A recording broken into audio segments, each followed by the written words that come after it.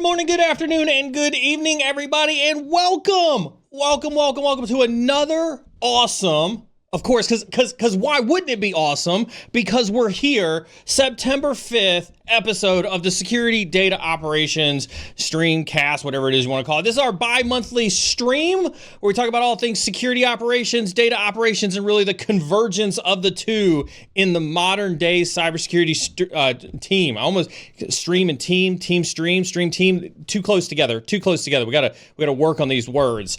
Want to say thanks to everybody who's tuning into us. We are multi-streaming across Instagram, TikTok, Twitch, YouTube, LinkedIn, X.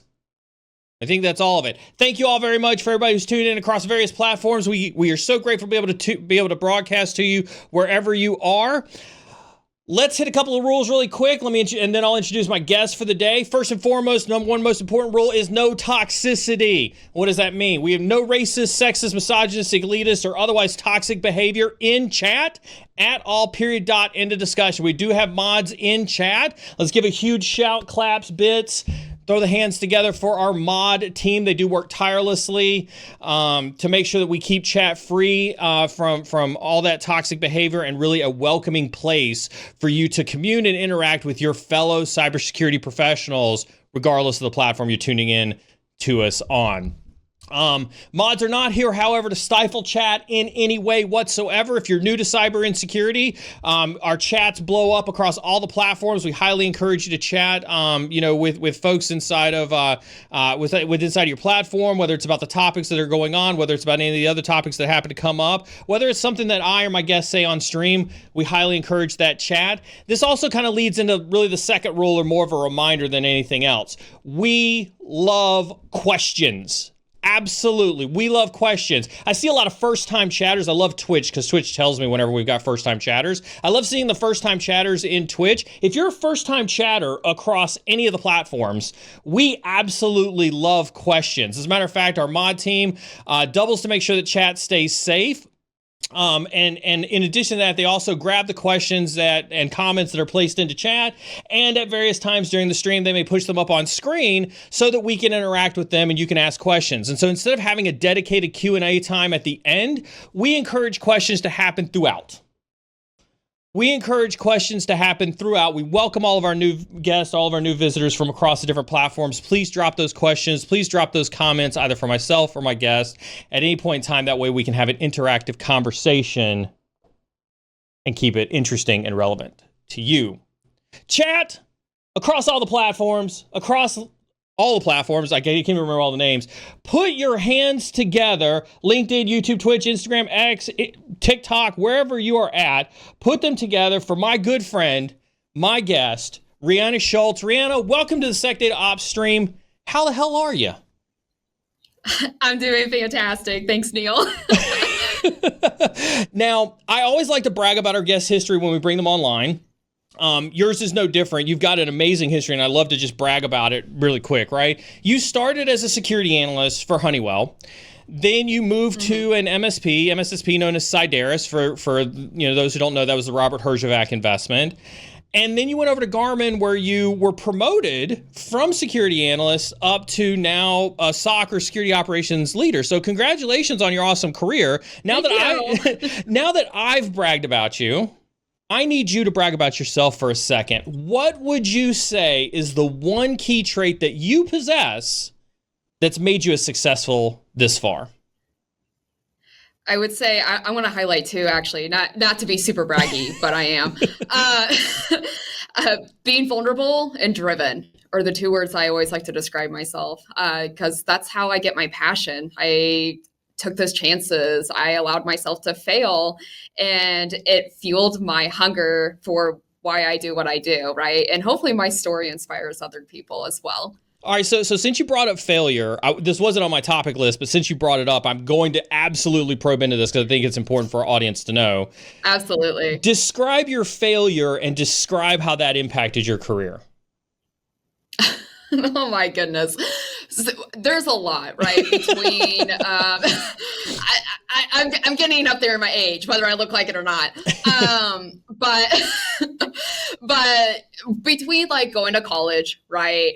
and completely bombing assignment or asking a stupid question in class to, hey, this is my first time in corporate America. And I didn't realize I was presenting in a meeting because I'm an intern and I don't check my calendar, to, here I am in leadership and I accidentally gave someone bad advice and now it's a reflection of me. And you're just like, oh, lesson learned. Don't say those things out loud, right? Or my favorite thing, when you accidentally say the quiet things out loud in front of a group of people and you're like, oh, Brad, I'm so sorry. Hopefully Brad's not listening, or maybe he is. Maybe it's good. Hey, Brad. Awesome. I'm glad that you brought up failure, because I do, again, this is, welcome to Cyber Insecurity, real conversations with real people. This is obviously going to deviate from a little bit of the script that we typically go by, but I love that you talk about failure, because I think, and tell me if this is your perspective, you talk to a lot of new folks as well in your role. I think that there's a perspective that we never fail in cybersecurity. No. Like, what would you say about that? Oh, absolutely. Especially, I feel like imposter syndrome is so real. It's something I had to fight through early on in my career, especially if you're on a team of very talented, passionate people who have 5 years and you're like, I'm straight out of college, or I just took a boot camp over the weekend, and you're over there saying words and it sounds like you're talking in a different language. You're like, oh my gosh, I don't know how I'm going to be able to ever be there in my career. And then, of course, you get your years of experience, you get that exposure, and then you start going across the other avenues. Like in my journey, I never thought I would be doing a podcast or having a discussion with you or, speaking at conferences. If someone told me that my second day in corporate America, I'd be like, you're crazy. Are you talking about me? Hey. But one thing I absolutely learned from all of this is, I've had rejection. I've applied for the jobs. I've been rejected from the jobs. Or, you go through all of these interview processes and you just get completely ghosted. I always like to say it's almost like the dating game, It's just you either have the chemistry with that employer or you're just going to get completely ghosted and blocked. You're like, oh, I guess that didn't mean anything to you. Thank you for the 30 minutes of that interview. Dating life and interviewing for a job. Welcome to the show by Neal and Reanna. All right, Reanna, you are a wealth of knowledge, and I absolutely want to exploit that for the benefit of the world. So let's dive into it. Let's start. We're gonna really start kind of tactically, because there's a lot of folks when we talk about our audience, we've got a range of folks who listen to our show, right? Everything from young analysts to people trying to get into the career field, but we also have CISOs and senior leaders. We have chief product officers and folks like that listen to us. And so I think it's super important for that wide range of folks to really understand some of the tactical things that happen in the security operations center. And so recognizing, again, we can leave the caveat in place that every enterprise is different. Let's start off with a bit of level setting. Could you walk us through a day in the life of a SOC analyst? So I will give you two perspectives. One was when I was technical, and one is in leadership. In leadership, I think I have countless of meetings. One thing's for sure, I always try to make time for my team. One of the most impactful things that from a good leader I've had in my journey is he was busy. He was a very passionate, high energy guy. He's probably the reason why I currently have a Red Bull addiction, but that's okay. But one of the things he did is every morning he stopped and said hi. It didn't matter what was going on. It didn't matter what dumpster fire was hitting the fan that day or how his personal life was going on. He made sure to stop and be, hey, good morning. And it's just oh, he knows I exist today. I showed up to work, and it's just one of those the investment return kind of thing. And that's definitely something I took back people. I'm morning, I'm like, hey, how are you? How are things going? And regardless if they're on my team or not, cyber can be very intimidating. We talk about the boogeyman, but we never really describe what the boogeyman is. And so now everyone's like, oh, cyber, they're going to tell me I can't download this software today. And I'm just like, yeah, because you can't. Sorry. It's because you really can't. But when I was on the... No, because I said no. And then, you give the mom look, and you're like, I know what you did. I only ask questions that I know the answer to. But from like the technical side, right? I swear every day is just something new, but it doesn't phase you eventually. And you go through things such as user question policies, procedures, or hey, there's a lot of phishing happening, whether maybe there's something going on in our EDR or our firewall. But one thing that I always like to promote, especially in a security operations center, you have to be prepared. You have to have some level of cycles for your day-to-day to be spent on preparedness and readiness. Because again, a SOC is literally the first responders for a cybersecurity organization, whether you're paying out a third party for this or you have something internally in-house. These people are your firefighters, your police officers, and your EMT, because they're going in, assessing that damage, assessing that situation, and making those determination calls literally in seconds to say, hey, your organization has an intruder, a risk, or a potential threat. And so when people are in a security operations center, regardless what training you've had, regardless of what background, it's the fact that you have to be driven. You have to have that mental mindset of today's the day that anything can happen. And I am literally here with my team, and we're going to tackle this issue together. So I love that. And we're a huge fan here on the stream of talking about SOC analysts being those frontline soldiers. That's why Panzer Tank dropped that comment. We oftentimes talk about frontline soldiers. Man, you guys are on the front lines defending the enterprise on a day-to-day basis. But I think you glossed over just how daunting of a job that is. And I hold no punches back. Don't hold anything back. How daunting is it to realize that you are the one protecting the entirety of an enterprise from a breach? It can be a lot of pressure. I mean, we talk about things such as alert fatigue, talk about task, right?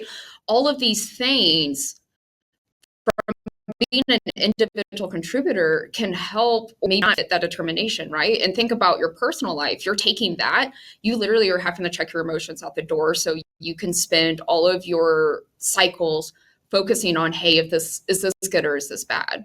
And so now that I'm in a leadership position, right? And these are things I even talk about on conferences or through podcasts and stuff like that.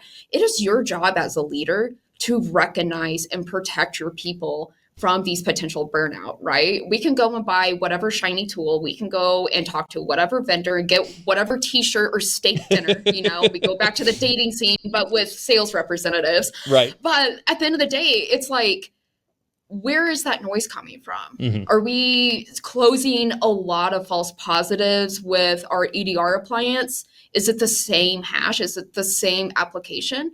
Why are we doing the same thing over and over again, expecting different results to happen? I'm pretty sure Einstein calls that insanity. And I'm literally going to go insane closing the same MD5 hash that's being flagged when it takes me 30 seconds to open a support ticket with the vendor. Or, hey, maybe just put an exclusion, right? I know for a fact that MS Paint is going to be used nonstop with this corner of the business or whatever, I just use MS Paint because that's what's up currently on my computer. But I totally do not do pay by numbers during my meetings. No, but I was going to say, I was like, note to self, Reanna paints by numbers during meetings. You bring up tools, and I love this, right? I love this conversation, especially when we dive into the nuances of tools. Like, so I've built numerous security operations teams for a lot of Fortune 100 companies, massive organizations, terabytes of Splunk ingest. And I can remember my first exposure coming from the red side to the blue side. The SOC team that I was leading as a director for my first SOC team, there were 47 tools that they had to go into every investigation.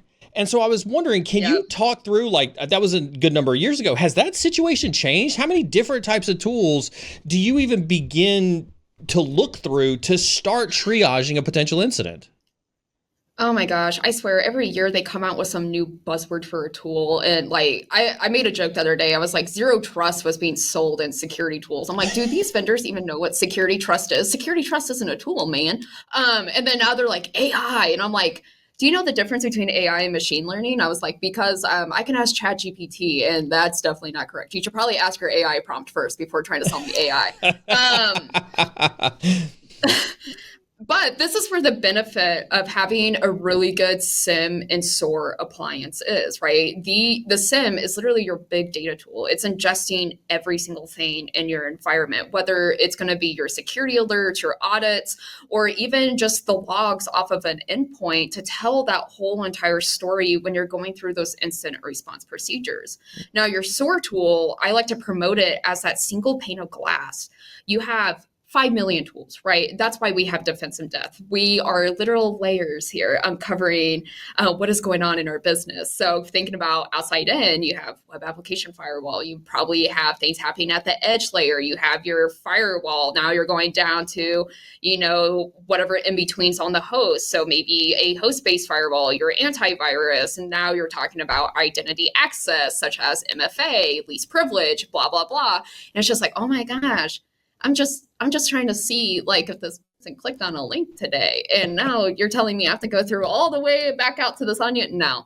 But this is where you can utilize these amazing tools, like within a SIEM, right? You can have common name schemas. So that way, all these different appliances, you can just search on a username and it will just correlate across all those different indexes. And then in the SOAR, right? Hey, if you have a user potentially abusing their account and trying to log into things they're not supposed to, and then now they're downloading applications, that SOAR is going to allow you to essentially cross-correlate all those alerts into a single pane of glass, and it allows that SOC analyst to tell more of a story as to, hey, Brad, stop being Brad today, Sorry.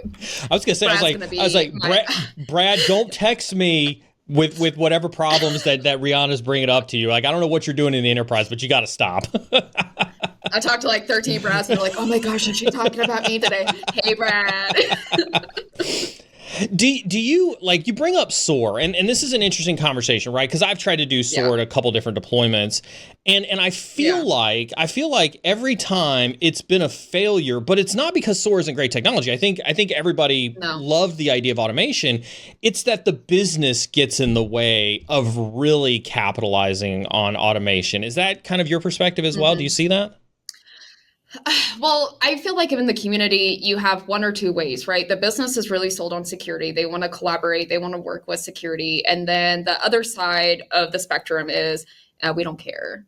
We're going to do what we do. Security, in all seriousness, right? Security doesn't make the company revenue. We protect assets. We protect the revenue. We give that external brand, that cushion, warm feeling for stakeholders. And they're like, oh yeah, we got cybersecurity. And you're just all like, do you want to see what I do? And in reality, you're just you're like, click the export button, top left corner. And no, that's the right corner, click export. And then it's just like, oh my gosh, it's just a PDF. And they're like, oh, Brad wanted an Excel sheet. You're like, why are we doing this in Excel? Just setting that aside, right? Yeah. If you want to see the administration side of my job, that's 90% of it. But going back to the general question, having a good brand with your cybersecurity department, I feel like can really help. Again, I like to use the analogy of the boogeyman, and people react different to the cybersecurity threat actors. They either super scared, they shut down, and then you get 1,000 questions like, oh my gosh, am I doing this right? Am I doing this right? I'm so sorry, this and that. Or you have the other spectrum where it's just they're very angry, right? They're going to do what they want because whether it's, hey, I have false hope or false trust in the fact I'm going to be okay, nothing bad happens to me, or I'm just going to do what I want at the end of the day. But having that good transparency, that good collaboration, that relationship building, in my opinion, goes way, way further. And I feel like we have sometimes a hard time stepping back as professionals or practitioners and putting ourselves in the shoe of the user and being like, well, Brad really needs to code this. He needs this, repository, doesn't really have a good reputation. Is it really malware or is it just behaving like malware, right? Where can we have that good balance between usability and security? Because even though, right, we are part of the business, our users are customers of our security service at the end of the day. So how can we make our customers happy while also still selling our product? And it's hard to think you're technical, you're still a salesperson at the end of the day. You're selling security to your business, right? You're trying to win those C-suite over. And of course, sometimes people at the end of the day, regardless of what they do or how friendly or how much they brush their teeth and wear deodorant, it's going to take a cyber attack to have some people understand. And then next thing you know, they're on Forbes magazine or Wire talking about how someone lets someone into their Slack channels. So hey, that's a good way to get on Forbes, though. I mean, that's a much easier way than becoming Elon Musk, I guess. It looks like there was a question about SOAR that came through. I've got my take on this, obviously, but I want to hear your take on it. What's your stance on the question when to implement SOAR in the company? Start automating ASAP or after some maturity is needed? To me, right, again, it's going to depend on your budget. If you have like trillions of dollars, sure, go wild, go do whatever you want. Go buy all the Splunk servers, do everything Splunk. This isn't sponsored by Splunk. No, this is definitely not sponsored by Splunk.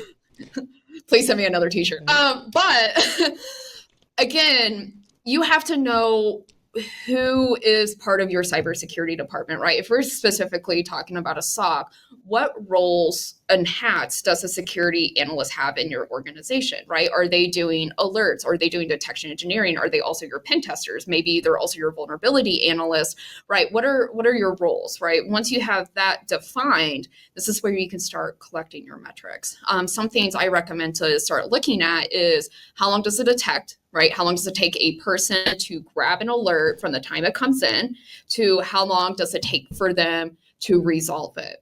And if you're starting to realize, hey, my analyst is working in EDR, now they're working in an email security platform. Now we're getting 5,000 emails from a security tool and I don't know who's grabbing it. And you have all of this organized, disorganized chaos going.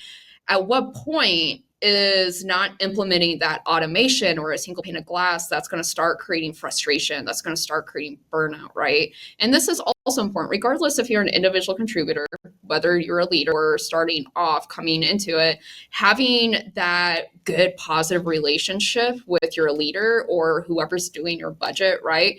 And just talking about, hey, I've noticed I'm working 5 alerts. I've also noticed Brad is also working the same 5 alerts. And so now we're duplicating efforts, right?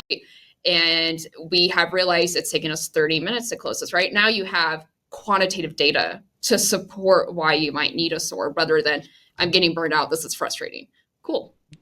Nice. We're all burned out, man. Welcome to the world. I was gonna say, I was like, wait, are we taking orders on who's burnt out? The SOAR question is interesting, right? Because like I guess I'm slightly more cynical on it than you are. I think that I don't think that SOAR is the answer anymore. I think that I think we had high hopes and visions for SOAR. I don't think that it's played out the way that we all hoped it would in the industry if you look at it from inception to completion. I think you're right. I think it works for some organizations. I think MSPs, like I don't understand how you run an MSSP without some form of automation. You almost have to at that point in time, right? But I don't think that for the majority of enterprises, automation is as much of a game changer as we were sold on it by vendors. Yeah, and some things, like a lot of SIEM vendors now, they're calling it the security console or, some similar term like that. And so now instead of like the automation feature, right, where, I'm just going to close this here instead of going back into the security console to close the alert or, whatever automation that was sold on. End of the day, we're creatures of habit. We're probably already in the console regardless, But what a lot of the SIEM vendors are doing, you're already ingesting logs into your SIEM, and now they're just pulling it up into a dashboard based off the index on how you're pulling those logs. And that's what people want, right? They just want metrics at the end of the day, who's taking what, and, are making sure we're not duplicating that effort. Again, some people are like, oh my gosh, I nerd out on AP automation and this and that.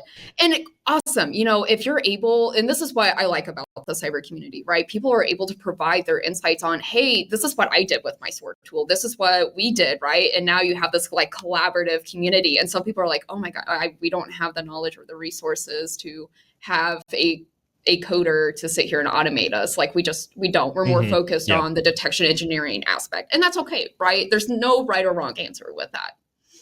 So you said a couple things in there that I actually want to use as a jumping off point for a couple of topics. Yeah. You mentioned metrics, and this is a funny topic because like I do think that this is one of those again very very very subjective conversations inside of most security orgs, right? Speaking of which, like the distinction between what the CEO thinks is important versus what the CISO thinks is important versus what the actual analyst or the entire SOC team as a whole thinks is important. So when you think about metrics and you had to break them down kind of in those three buckets, what are the things that are important at those levels, and how do you reconcile those differences across that chain? So fun fact, I used to not care about metrics until I had to start caring about metrics. Especially like when you're in the individual contributor role, you're just all like, why can't we buy this? Why can't we? And I'm just all like, dude. Yes. And then of course, once you get like in the leadership side, you're like, oh my God, we need a garage sale this weekend, you know? Exactly. That's why I want you to talk about it, because I think that right there, chat, pay attention to this, right? Because this is exactly what we talk about. When you're an individual contributor, your mentality is vastly different. You just want to get the job done. You just want to get the job done. And that becomes really obscure the more you go up the chain. Absolutely. And I read a really, really great book, and there's audiobooks and everything. So Minder had released a book called SOC Essentials for like a world-class SOC. And it's something that's a great book. Yes. Fantastic book. And especially if you're getting new into leadership, or, hey, congrats, you're going to charge them metrics and you have no idea what that means. There is a lot of good information in there, between understanding how to present it to a chief officer, or compared to like maybe presenting to your director or internal leaders or your IT partners. And then also like, hey, within the team itself. And one thing that I have learned from my personal experiences and sitting in these conversations, or even going to conferences, and you have a diverse range of people, I did a talk on this, and it talks about what metrics are beneficial and who's know thy audience, essentially. And I had a person, and he was actually a senior exec, and he goes, I'm gonna be honest, I don't really care. And I was like, okay, so why am I wasting my time in your boardroom? Like, what do you need from me to like make this value add? Because I'm not gonna sit here and make PowerPoints and Excel sheets for you. I hate Excel. And he was like, what I care about is, how is my money being used? If you're telling me your EDR appliance is $5 billion, what are we doing with that? Because all I hear in the industry is how much noise this is causing. So why am I wasting my money on this? And of course, like on the security side, or even like individual contributor side, you're like, well, duh, it stops things at like the endpoint. And then you're like, oh, how many of those were actually true positives? How many of those required us to start initiating an incident response? Okay, well, now as a leader of now I can start seeing these metrics, and I'm like, holy cow, we have a 70% false positive rate. Is it false positive because it's truly not malicious, or is it a false positive because it's not malicious in my environment? And how can we work towards that? Or maybe, hey, let's start organizing our machines, right? Do we have one specific user who's constantly being annoying all day, Brad? Or do we have, or do we just have like, poor Brad, or maybe we have like a bad agent that just got pushed out. And so all these signatures aren't good. I mean, we just saw what happened to CrowdStrike, right? And so you can't tell me how many of those execs are sitting in the room going, oh my gosh, we're paying millions and millions of dollars for all of our systems to not work. What's the value add here? What are we going to do in the future to prevent this from happening? And so what tool is costing the most money that we're constantly having to vet for? What is the value add of this tool? And also, what did we stop with this, right? Is there a potential trend targeting my business? Because now this is how we're going to start incorporating that, maybe potentially into security education, or maybe this is where we start doing a gap analysis across our MITRE framework within our environment, right? Where's our gaps in our attack surface? I can only protect what I can see at the end of the day. So long-winded answer. No. Because I think what I heard you say, if I could summarize it up, is the budget holders, right? The CEO, the CISO. At the end of the day, I think you hit the nail on the head. Okay, I'm gonna give you money, but just like any responsible parent, I want to understand, what am I getting for my money? How are you using it? What is there's always like a reference I like to use. I don't know if you ever watched The Office, but there's like this one episode, and he's like explained it to me like I'm 5, and he's like, your parents gave you money for a lemonade stand. Yes. And it's so true. It's just like, the lemonade stand is our CrowdStrike agent, you know? Yeah. And so they want to make sure that you took that money for that lemonade stand and you did the best you could with that money to protect the organization. Yeah, absolutely. When you think about that realization that you had going from an analyst to a leader, right? From an individual contributor to a leader, from a metrics perspective, what would you go back and tell your younger self about the metrics you hated pulling from for your boss in a previous life? So I feel like when I was an individual contributor, I was very competitive, and I'm like, oh, Brad closed 30 cases today. Well, I can be better than Brad, you know? Oh, look, I ran 3 incidents this month. Oh, sorry, Brad, you were too slow to grab that alert. You know, like those were the metrics I had in my head. Or like, oh, I closed X amount of tickets that were assigned to me for a task. You know, like that's how I measure my worth to my boss as an individual contributor. And of course, now, if I could tell myself going from individual contributor to leadership, it's step back from the weeds. You're not in the weeds anymore. Like you should know what's kind of happening around you, right? Be plugged in, be engaged, be supportive, be invested. But what's the bigger picture? We need to not only look at what's happening today, but how am I going to scale my team next year?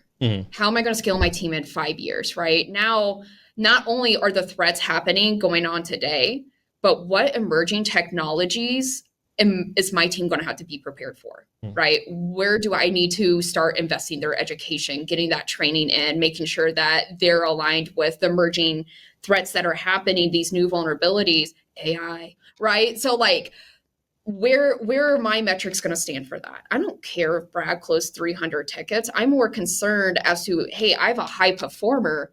What do I need to do to make sure Brad's going to be happy and that he's still passionate coming into work every day, right? And so it's important whenever I sit down, especially in one-on-ones, whether it's with my boss, my team, or even like mentor sessions I have with people in the community. And I'm like, how's your day? Yeah. Right? What can I do? And they're going to be like, oh my gosh, I'm so sick of dealing with XYZ every single day. And so then I'm like, okay, I know if someone else is starting to have this issue, right? Okay, now I'm starting to see a pattern form as to where the noises in my team, right? My team might be getting frustrated with this, right? Yeah. And so now you go in and you're like, oh my gosh, a total of like 30 hours my team alone has spent in this one thing that is clearly needs to be fixed by this team.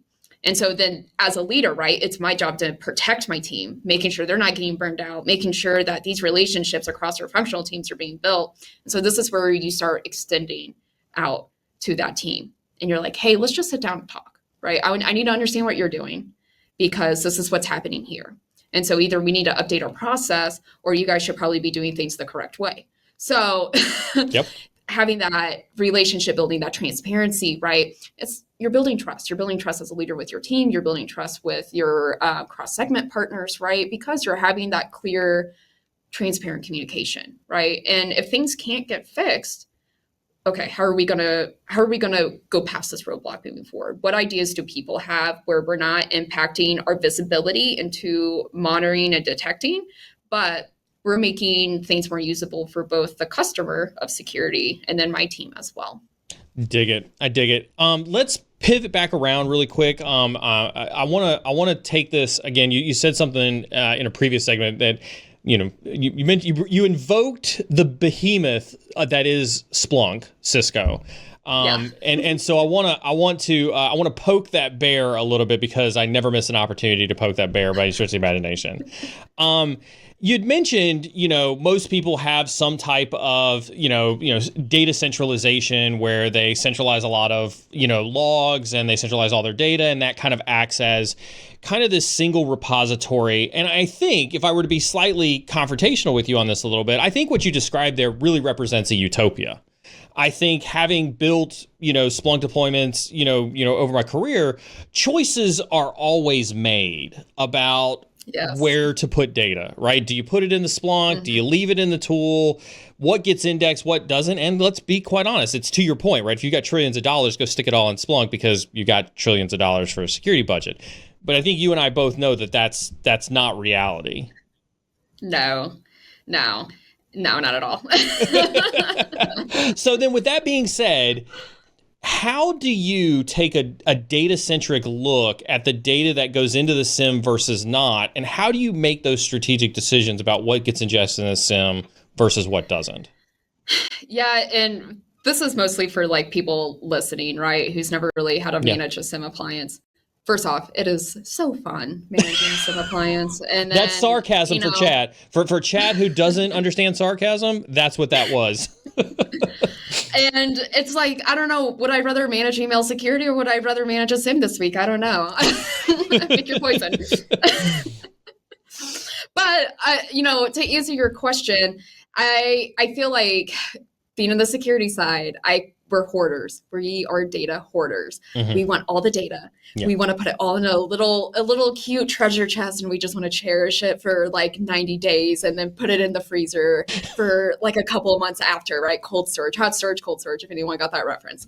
But one thing I like to do, or I like to promote, again, going back to that SOC Essential book that I promote, it talks a little bit high level to this as to what exactly is needed. And especially if we're going to, maybe we'll just say IT, because I love security. We go to IT and we're like, hey, we need a log. We need to log this IT tool.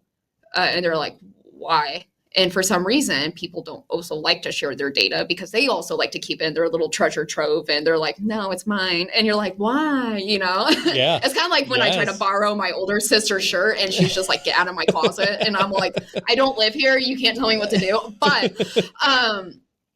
But again, right, going and seeing where's your gaps. I always recommend people to start developing a roadmap. I go back to scalability, right? What is your team now? What is your team in 2 years? What is your team in 5 years? And especially as an individual contributor, you're in the weeds, you know what's going on. How are you going to tell the story if an incident happened? Are you running into a visibility gap to even have a 100% confident analysis in your investigation? If you cannot provide that with already the security tools you have, that is a great place to start.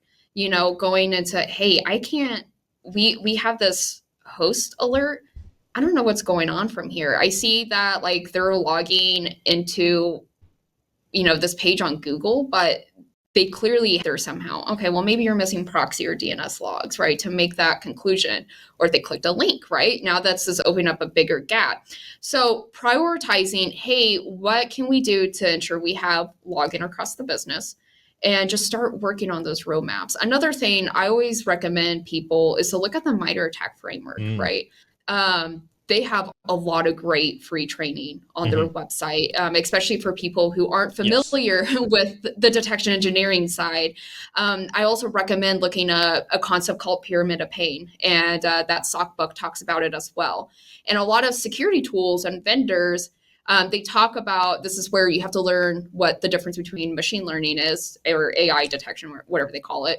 That baseline, the pyramid, the very foundation, is typically signatures, those IOCs, like IPs, domains, hashes, right? Things that can easily be changed by a threat actor, but also things that can easily be blocked within an organization or hunted on.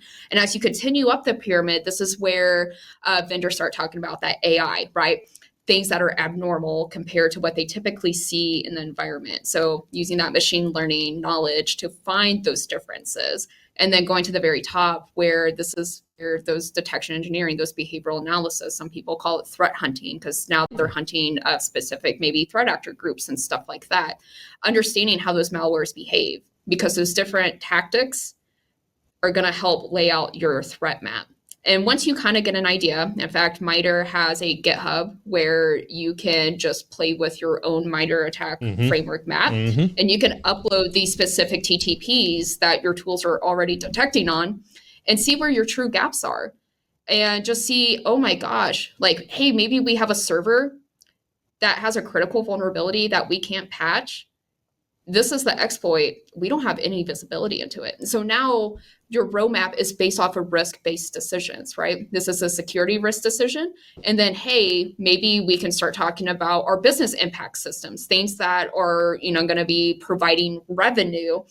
And this is the gap for that as well. And so now it's like, I'm also adding security risk-based decisions and business risk decisions, because if this specific server or app goes down, it's going to be bad news bears for a lot of people. So I love that you're referencing MITRE quite a lot here, because I think this is, so we've, Attack IQ used to be a sponsor. I know the team over there, very, very well. And I worked with them during a lot of their threat informed defense research that they did. We've had several other folks on stream before.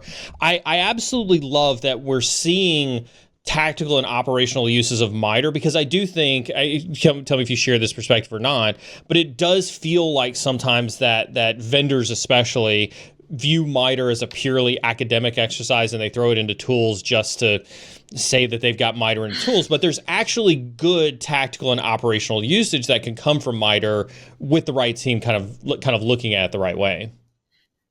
Yeah, and absolutely. And this also goes back to, if you're a salesperson on this, right, know your audience. I had a vendor reach out to me, and it was actually through LinkedIn. And the first 3 sentences had the word CEO, C-suite, and CISO. And I'm like, okay. I was like, I don't care what your title is. Like, at the end of the day, is this going to provide benefit or not to my team? Because if my team is already working out of 6 different tools and everything, what is this tool? What's the gap that this tool is going to fix? Or am I just putting like 4 antiviruses from 4 different vendor families and hoping that they're going to play well together? So I want to get to your cynicism on vendors, because I think this is something you and I could probably really do a number on together. I want to go back to the example you gave really quick about not having access. Maybe you're doing an investigation or something like that, and you don't have access to proxy logs, or you don't have access to WAF logs or something like that. If we change that dynamic just a little bit, if you mentioned that maybe in the construct of a post-investigation analysis, or maybe you're running through a tabletop and you realize you don't have it. Yeah. What about during an incident? How real is it to realize that you don't have the data that you need to investigate an incident that's happening right now? And let's say it's a critical, let's go extreme. Let's say it's ransomware on a server farm. What's that panic moment like? Like, how is kind of walk through that a little bit? If we want to talk about if I haven't had dealt with any of this is my first time. Oh my gosh, I'm ripping my eyebrows and my eyelashes out, and I'm gonna go home bald. But I swear, nothing faces me anymore. I'm just like, different day, different fire. Right. Different day. Right. Right. Dang it, Brad. Dang it. So the analyst who hasn't come to deal with that yet, how do they deal with it? I swear, I had this one moment. You could just see it on their face, and they're like, "Oh my gosh, I don't know." Like, I was just like, "What do you need? Where's my support? What conversation do I need to have to get what you need?" And this is, again, I go back to building your relationships and promoting your brand as who you are as a cyber team, right? If you're being like, I need it for my own little treasure trove of data, they're not going to understand. They're not going to understand why you need it until you have it happen. And this is where we put ourselves back into the shoes of people who are not wearing the security hats every single day and presenting them with technical data, because then you're technically right. and this is where you can probably leverage things such as like your pen testers and stuff like that, or, your vuln scans, and you're like, hey man, we have to have it. But in the moment of, right, if we're talking about ransomware, and it was that first initial, how did this even get in our environment? Because I guarantee you that is going to be one of the first questions someone sitting above is going to ask, how did this happen? Yeah. What did it do? And you're like, well, man, it took over the domain controller. So see you next Tuesday. Yeah. Yeah. But GG's, we're out. See ya, man. But in the moment of, right, this is really important that you have those collaborative relationships. I feel like, being in security, we get that stereotype of working in the shadows. We're introverts. We don't want to like talk to anyone. And I'm sorry, end of the day, you're going to have to go talk to probably an Exchange admin or someone who works on those servers and be like, hi, you don't know me. We worked together for 5 years. Hi, can you help me out? Right. And one thing that I've done, and if you can't tell, I'm very outgoing. I'm very, happy-go-lucky until I'm not. But one thing I want to make sure is if I take PTO for 3 weeks and stuff hits the fan, how prepared is my team and how can they function without me, right? And so some things I do, a lot of team building things, right? Hey, this person's really passionate talking about, I don't know, PowerShell script because they do X, Y, Z and IT with it. Cool. They own a lot of stuff. They've been here for a while. Their name's everywhere. Let's bring them in, right? Let's have them showcase what they're passionate and what they work on. And I always tell my team, make sure you have 1 to 2 questions prepared because this is how you're going to start building those professional relationships. This is how you're going to start outreaching, building also your personal brand, because maybe that other person is going to have a security question.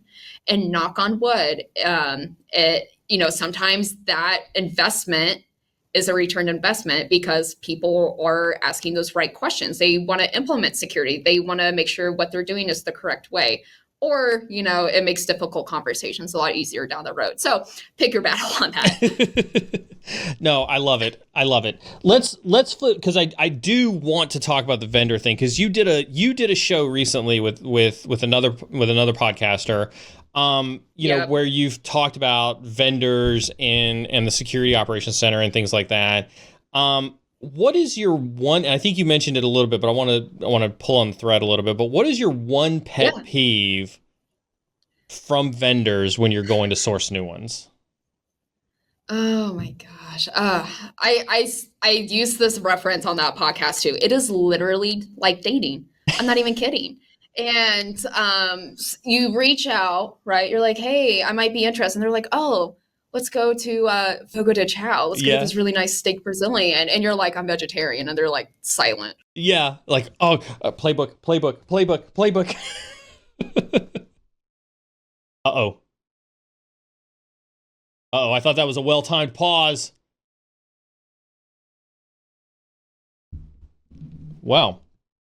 While we wait to see if her internet comes back, we'll take a pause here for a second to see Nick Barker over on YouTube says, yay, cyber and security. Neal, you're the man. Thanks for sharing your expertise and experience, Reanna. Hopefully she comes back and gets a couple more. We get a couple more questions in from her on that one. While we're waiting for her to come back, do make sure you tune in tomorrow for Tea with a Hacker.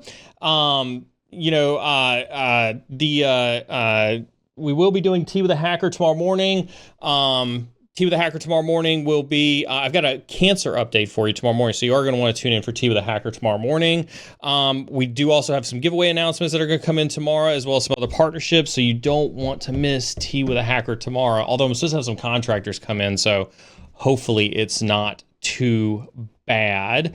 And then don't forget to tune in. Don't forget to turn notifications on for this stream, because in 2 weeks we'll have another guest on to come in and talk about some more security operations and data operations topics with that as well. Oh, it looks like she's back. I just saw her over in the green room. Welcome back. Welcome back. I was like, oh God, her employer just realized she's talking on stream. They totally went in there and took off her internet. I've done worse things at work.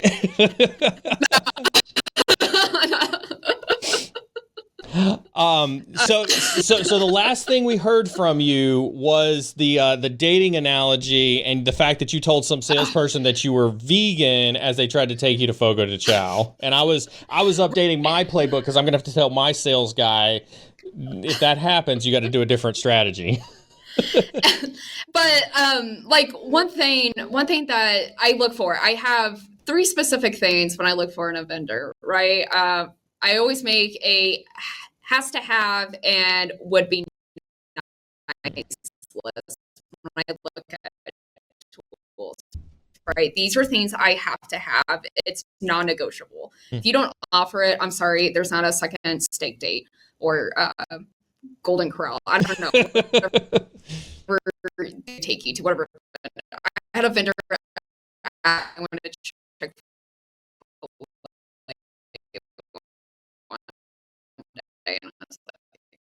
Uh-oh, I think we're losing. I think her internet's having some issues again. We may lose her again. Uh-oh. Oh no. Oh no, Chad is upset. We're losing her. Quick, somebody send fiber. All right, we'll put her back over there for a second. Let her internet sort her stuff out. Yeah, the remix. I love that one, Chris Young. Yeah, we'll see if oh, it looks like she's back now. Here we go. Okay. We really work in IT and security if we can these every 5 minutes. That's right. No, absolutely.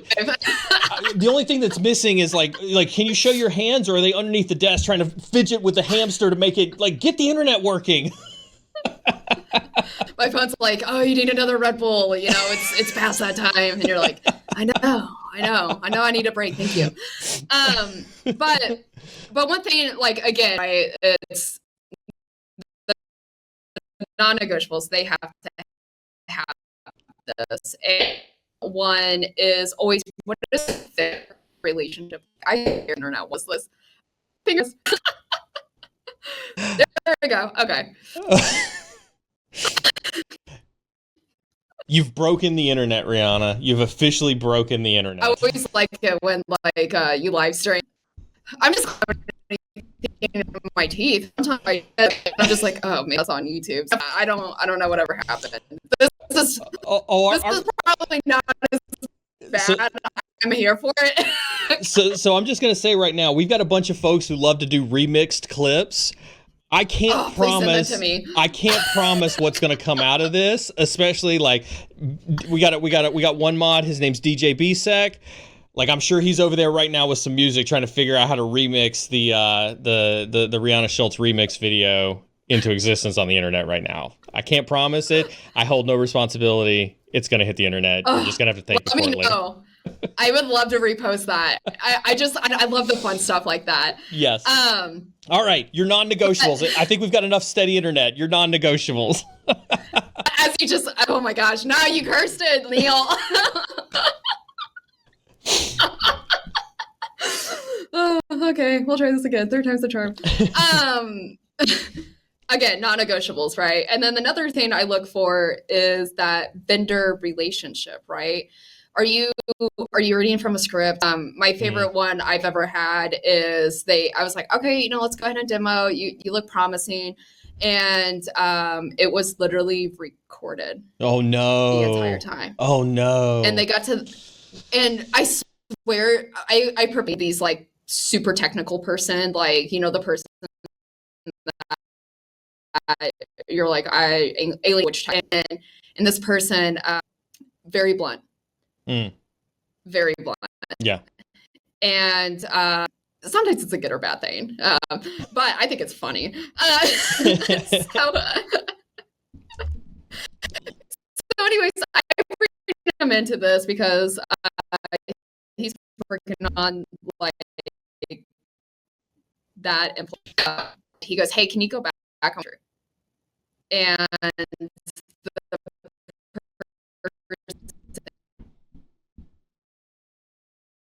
you could just tell on the call, it's silent. And, our I switched to my camera. Fine. I was thinking about it. Okay, there we go. Yay! All right, I got one more. I got one more question for you, and then we'll give the hamster a break underneath the desk. But I do think this one is. I do think that there's one good question that did come from, not there was more than one good question, but I do think this one is really awesome. And I did appreciate this one from Twitch chat, Ryan. You had talked about how you go out and you stand up for your team and things like that. But this question came through and said, but from the other side, what can SOC analysts do to be good employees for their manager? I thought that was a really good question. Let's see if we can get through enough internet to answer that one, and then I'll let you go. One thing, and this is kind of like I can only help you if you help me kind of situation. I don't expect my analyst or honestly any analyst in the industry to be like, we call them ticket monkeys, right? SOC monkeys. They go in, they press leave for the day, right? No, you guys aren't spending countless hours studying for Security Plus, doing workshops, doing college classes, doing all of these things. And for you to come in and be like, yeah, they didn't click on this email, close, right? No. You are called SOC analysts, right? You are meant to be analyzing data and investigating. But at the same time, again, you have to have cycles to be prepared and ready. That's going to create burnout. You're going to burn, as they say, flames at both ends of the candlestick. And so my question to you is, what are you passionate about? You know, what made you want to get into cyber? What was that one college class that you probably still think about and you probably still do research about? Or maybe this is a topic that you saw and you saw like an influencer talk about and you're like, holy cow, that looks interesting. So then you dabble in it, but then you come to work and you're like, I don't enjoy my job anymore because I found something else that's interesting. So whenever I really look for that, how do you be a good employee, right? I want to make sure I'm investing in you. Right? So what gets you excited? What is your passion? Followed by how can we incorporate this into your day-to-day, right? Because when you come into work, I want to make sure that you're going to enjoy work, because if you're not pleasant, if you're not happy, you just naturally become a moody person, whether you want to admit it or not. And then that's also because, other people are going to start not being happy. And this is how you fall apart as a team. And when stuff hits the fan, who has the energy and who wants to be stuck in a high stress situation with people that aren't happy and they don't like, right? I have been in that room and it's very uncomfortable, especially when you're trying to organize a situation and nobody's talking. And you're like, I need you to talk. I need you to tell me what you're, and they're like, I don't want to talk because so-and-so made me upset. I'm like, I don't care. Like, it's not about your feelings today. But, right. But I've learned, especially like even when I was an individual contributor, when I was doing stuff I was excited about and I was incorporating it into my day-to-day, I really enjoyed the detection engineering part, right? Going and hunting, finding the things that are the unknown. And I had a SANS instructor one time tell me, he said, if you walk in and you assume that you weren't breached, you need to walk back out that door and come back in with a different mindset. And that stuck with me for my entire year. And then I always get asked the question, what keeps you up at night? And I'm like, it's the stuff I can't see. That's right. I can only protect what I can see. And so that's where I got excited about the detection. And I've learned when I promote things I'm excited about, when I promote things I'm very passionate about, I call it a rash, right? It's contagious, it spreads, and other people start getting excited and they're passionate. And so when stuff hits the fan, people are pitching their ideas. They want their voices to be heard. People are collaborating because, again, at the end of the day, we all have the same mission. We have that same focus as to how can we do this? How can we get this job done? And there's no right or wrong way on how to do something. And we're all trying to get to that same end result as well. So again, answer to your question, tell me what you want to be invested in. So that way we can start having those conversations. That's awesome. And you really resonated with our audience that somebody said, can you teach a course on that one as well? So Reanna, thank you so much for spending time with me and my cyber insecurity and my SecDataOps audience. I really do truly appreciate it. Go give that hamster running your internet a break for the rest of the afternoon. And I'm going to send you back off to the green room. I'm going to talk to my chat here in a little bit, but you and I will catch up later. Chat, thank you as always. What an awesome stream. What Oh God, mind-blowing the wealth of knowledge that she has. It's absolutely amazing. I love having guests like her on because you really do get a sense of what's happening at that level, at those different levels. And that's what we're all about here, is to bring you those perspectives day in and day out. As I mentioned, make sure you're tuned in tomorrow morning at 8:30 Eastern Standard Time. I forget what that is across all the time zones. Go to the time zone calculator and do that math for Tea with a Hacker, where we're going to sit down Friday morning. We're going to have some nice hot tea. We're going to answer your questions. With that being said, make sure you got notifications turned on across all the platforms that we're streaming across: Instagram, TikTok, LinkedIn, Twitch, YouTube, X, all of them. For the next time SecDataOps goes live in 2 weeks, or cyber insecurity on any of the other nights. With that being said, whether you're on the red side or the blue side or still deciding, keep learning, and we'll see you next time.